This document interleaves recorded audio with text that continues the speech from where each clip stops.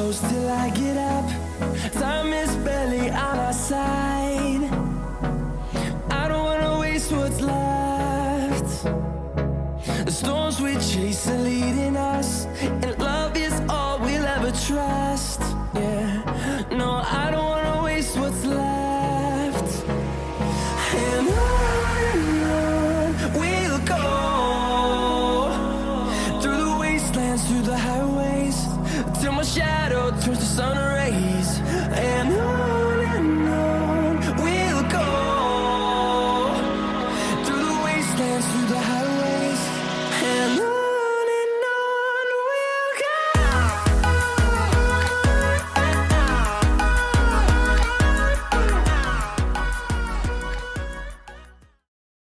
How are we doing, guys? Welcome back to Daniel Bailey TV. I hope you're all keeping safe and well on this Thursday morning, the day after Arsenal go to Stamford Bridge and win 4-2. And I've got to be honest, guys, I didn't expect it. You look at the last three games that we've had against Brighton, Palace, and Southampton, and, 3 defeats on the bounce. It was always going to be a tough ask. And yesterday, I wasn't feeling too confident, I've got to be honest. And then when the team lineup come out, I wasn't feeling confident even more, because I saw the lineup. We had Ramsdale, Ben White, Gabriel Holding, Tavares, Xhaka, Elneny, Odegaard, Smith Rowe, and Nketiah, and Bukayo Saka. I saw that lineup and I was like, we're getting battered here. We're getting absolutely annihilated. And we didn't. We held our own in that game, I've got to be honest. We had a few defensive mistakes. I'm going to come on to that now. We had a few issues defensively, which actually, if we'd had sorted that out, we probably would have won the game quite comfortably, because Chelsea were there for the taking right from minute one. I just got the feeling that they were there for the taking. And actually, both their goals were defensive mistakes by us. When you look at the first goal in particular, you look at Granit Xhaka not getting near the ball. That was the first mistake, and just turning away. Then you look at Ramsdale, didn't really make a save. He should have saved that, I've got to be honest. Listen, I've been bigging up Ramsdale all season because he's made some incredible saves. But I'm sorry, that one there, you've got to be saving that as a goalkeeper. And as a goalkeeper for Arsenal, you've got to be saving that. But he didn't. And then the second goal, again, just more defensive, lapse in concentration. But listen, we got there. We got over the line. And Nketiah got his 2 goals, which was fantastic. Now, as you guys know, I've been very, very critical of Eddie Nketiah this season. I've not really been one of his biggest fans. But going to the end of the season, I think we should stick with him. I think he offers a bit more than Lacazette. His movement is a bit better than Lacazette. Obviously, there's vulnerabilities as well, because he's not that great outside the box, whereas Lacazette is. But I'm just done with seeing Lacazette in this team. Let me tell you as well, if Lacazette was in the team, we wouldn't have scored that opening goal. It was purely because of Eddie's pace.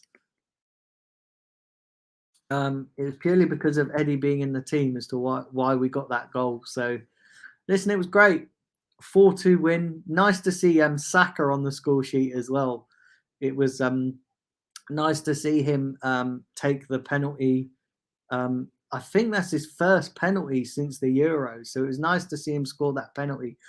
Actually, he had a hairy moment as he was taking that penalty. I don't know whether you guys noticed it, but I noticed it in commentary, and they was talking about it quite a lot in the commentary, that he slipped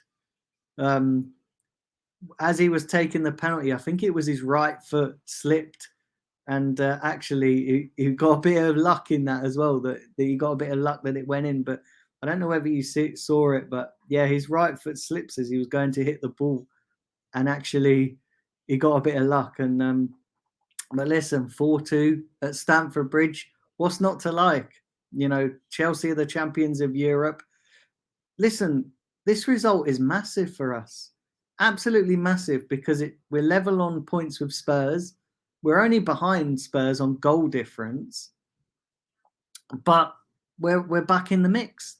You know, we're back in the mix for the top four. And Chelsea was a difficult game. It's a massive game. So to win, and they are a top side. You know, they're fighting on all fronts. You know, they've just been knocked out of the Champions League. They've into an FA Cup final. Their position is strong in the league. So they're a good side. And we can't underestimate how important it was to win yesterday. We can't underestimate of how good that result was. Listen, we can't get carried away either, because we've still got a massive game at the weekend on Man United. And actually, if we don't win against Man United, then this result against Chelsea is ineffective and unimportant, because if we don't win against Man United, we're right back to square one. The only way that, if we don't win against Man United, the only way that the Chelsea result means something is if Brentford do us a favour against Tottenham. But listen, we can't look at that. We've got to go into that Man United game. We're at home.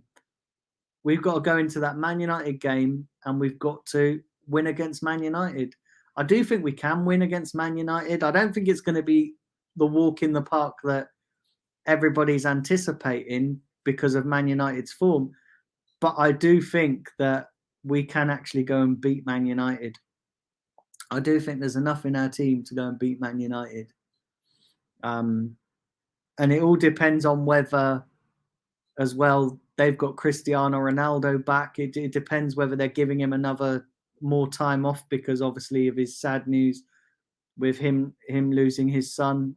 Personally, I think he'll have a bit more time off. I can't see them rushing him back. You know, it's only been a week, not even a week.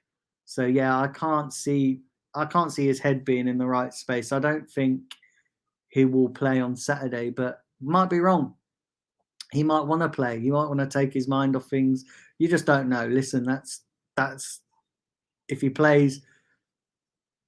If he plays, he plays. If he doesn't, he doesn't. We've got to prepare for that game as if he's playing, because, as we know, Man United,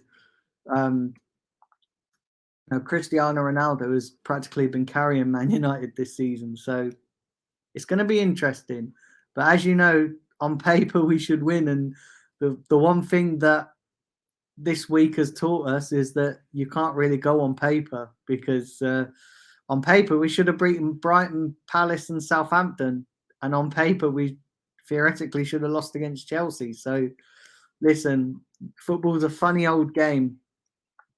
But we've still got it all to play for. You know, listen, we're right back in there. We've got 6 games to go. We've got it all to play for. We're level on points with Spurs. And it is between us and Spurs now. I don't think Man United are in the race. I don't think West Ham, I think that they're going to fall away, but it is between us and Spurs. And I still stand by what I said a couple of weeks ago, that it's going to come down to whoever wins the North London derby, in my opinion. And actually, when you look at our runs, when you look at who Spurs have got to play, and when you look at ours, who we've got to play, we've got the most difficult run on paper.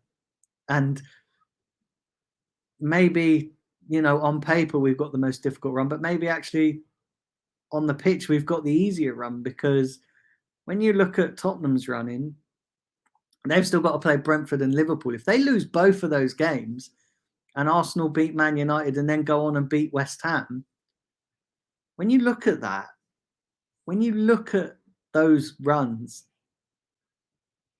we might go into that North London derby with a 6-point lead or a 4-point lead, or we might draw against Man United and win against West Ham, and then if Spurs lose both of those, then we go into it with a 4-point lead. So listen, it's all still to play for. We're very much still in the mix. Do I think it's going to happen? I don't know. Listen, the problem with having such a young side, and we have got a young side, is the inconsistency. That's the thing. Young teams are inconsistent. They're great one week and then absolutely shit the next. So if we're going to get there, we're going to have to be consistent.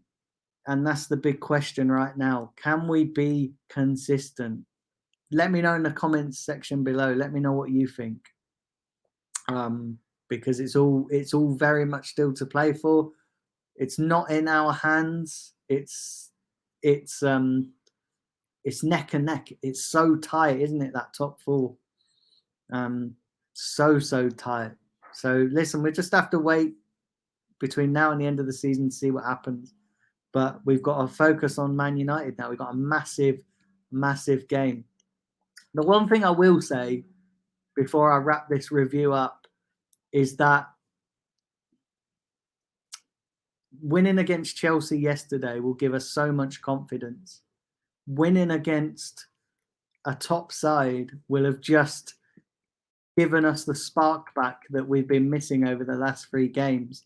And it might just go in our favour. That's the one thing I will say about a young team as well, that once the confidence is back and once you give them the confidence, then we usually tend to do well, and we've lost 3 games on the bounce.